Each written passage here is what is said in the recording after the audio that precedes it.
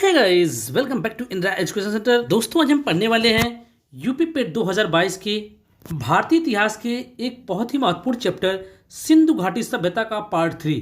दोस्तों, यदि आप लोग पार्ट 1 पार्ट 2 नहीं देखे हैं तो डिस्क्रिप्शन में लिंक मिल जाएगा, वहां जाकर देख सकते हैं। तो दोस्तों, पार्ट 3 के अंतर्गत हम देखेंगे सिंधु घाटी सभ्यता के प्रमुख स्थल। दोस्तों, पार्ट 2 में हमने प्रमुख स्थलों को देखा है, जैसे मोहनजोदड़ो, हड़प्पा, कालीबंगा, चन्नूदड़ो, रंगपुर आदि प्रमुख स्थलों को हमने उसमें डिस्कस किया है। और पार्ट 3 में जो भी बचे हुए हैं उनको हम डिस्कस करेंगे। तो दोस्तों, सिंधु घाटी सभ्यता का पार्ट 3 में अब हम देखेंगे आपका पहला प्रमुख स्थल है कोट दीजी। दोस्तों, यदि कहा जाए कि कोट दीजी की खोज कब की गई थी तो सन 1955 ईस्वी में। किसके द्वारा की गई थी? तो फजल अहमद के द्वारा की गई थी। यदि बात की जाए कि कोट दीजी किस नदी के तट पर स्थित है तो वह सिंधु नदी के तट पर स्थित है।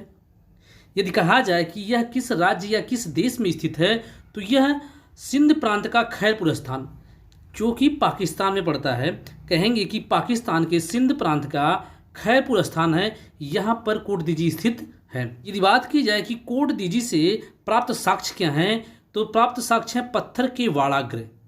तो दोस्तों, इससे सिर्फ क्या मिला है? पत्थर के वाड़ाग्र, जो कि इंपॉर्टेंट है, या कहेंगे कि इससे रिलेटेड क्वेश्चन पूछे जाते हैं। नेक्स्ट स्थल है हमारा आलमगीरपुर।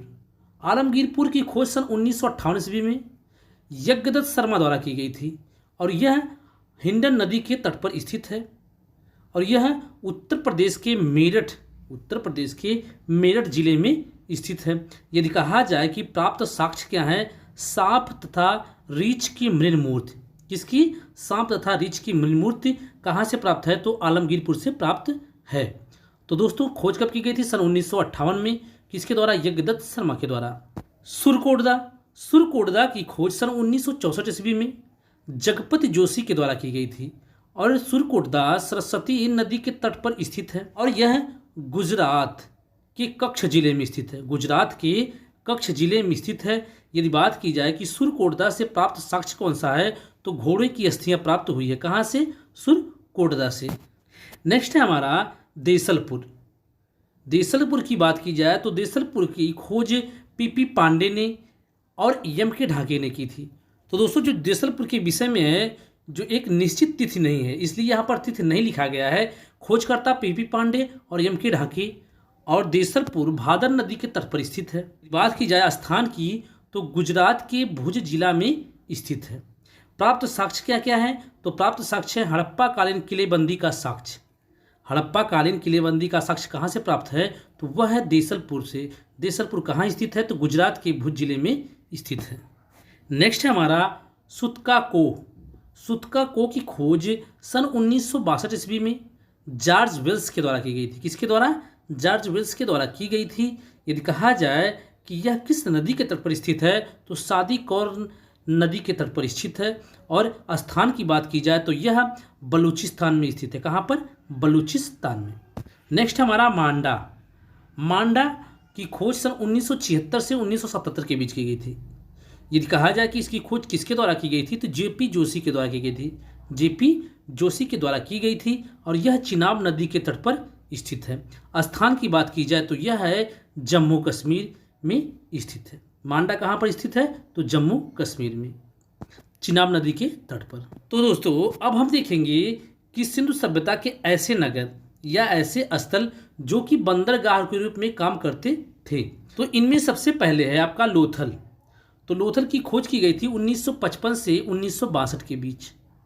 किसके द्वारा की गई थी? तो रंगनाथ राव के द्वारा की गई थी और यह भोगवा नदी के तट पर स्थित है।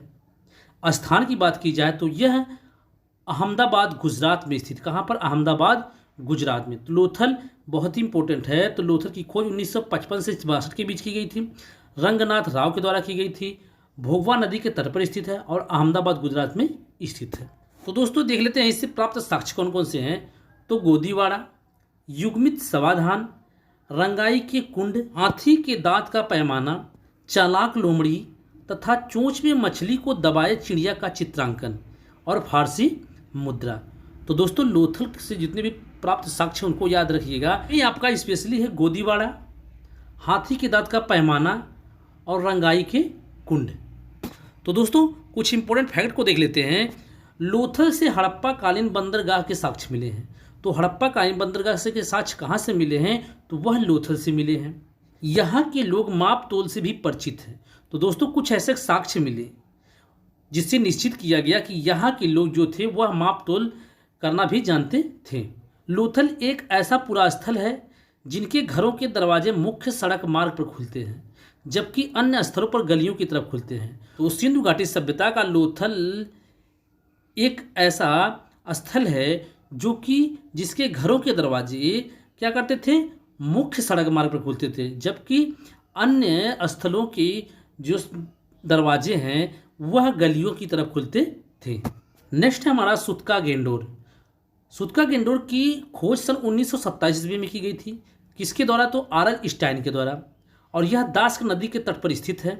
स्थान की बात की जाए तो यह बलूचिस्तान में है। सुतका गेंडोर कहाँ स्थित है? बलूचिस्तान में स्थित है। सुतका गेंडोर एक प्राकृतिक बंदरगाह है। छह की सिंधु सभ्यता का कौन सा ऐसा स्थल है जो कि प्राकृतिक बंदरगाह है? तो वह है सुतका गेंडोर। नेक्स्ट हमारा बालाकोट। बालाकोट की खोज सन 1962 ईस्वी में की गई थी। इसकी खोजकर्ता जॉर्ज वेल्स थे। और यह कहाँ स्थित है? तो यह बलूचिस्तान में स्थित है। दोस्तों देख लेते हैं कि इससे प्राप्त साक्ष्य कौन कौन से हैं। तो प्राप्त साक्ष्य में देखेंगे पश्चिम की ओर दो अन्य छोटी गलियों के साथ इस क्षेत्र को समकोण पर काटती हुई एक चौड़ी सड़क, मतलब पश्चिम की तरफ छोटी गलियों के साथ जो वहाँ पर क्षेत्र था उस क्षेत्र को समकोण पर काटती हुई एक चौड़ी सड़क।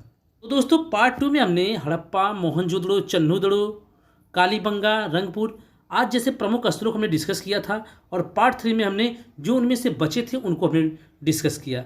तो दोस्तों अगले वीडियो में हम देखेंगे सिंधु सभ्यता की विशेषताएं। तो दोस्तों यहाँ से आप इस वीडियो को 2 से 3 बार देख लीजिए, आपको कहीं और से पढ़ने की जरूरत नहीं पड़ेगी। तो दोस्तों यहाँ पर सिलेबस में जो भी चीज़ें दी गई हैं उनको पूर्ण रूप से कराया जाएगा और एक भी पॉइंट छूटने नहीं पाएगा। दोस्तों इसलिए आप सब लोगों से निवेदन है कि इस क्लास को ज़्यादा से ज़्यादा दोस्तों में शेयर करें। फेसबुक ग्रुप हो, व्हाट्सएप ग्रुप हो, वहाँ पर शेयर करिए। तो दोस्तों यदि आप लोग इसी तरीके से सभी विषय के फ्री क्लास पाना चाहते हैं तो चैनल को सब्सक्राइब करें, लाइक करें, दोस्तों में ज़्यादा शेयर करें दोस्तों, और बेल आइकन को जरूर दबाएं जिससे कि आपको वीडियो की नोटिफिकेशन सबसे पहले मिलती रहे। तो दोस्तों कल फिर मिलेंगे नेक्स्ट वीडियो के साथ। जय हिंद, वंदे मातरम।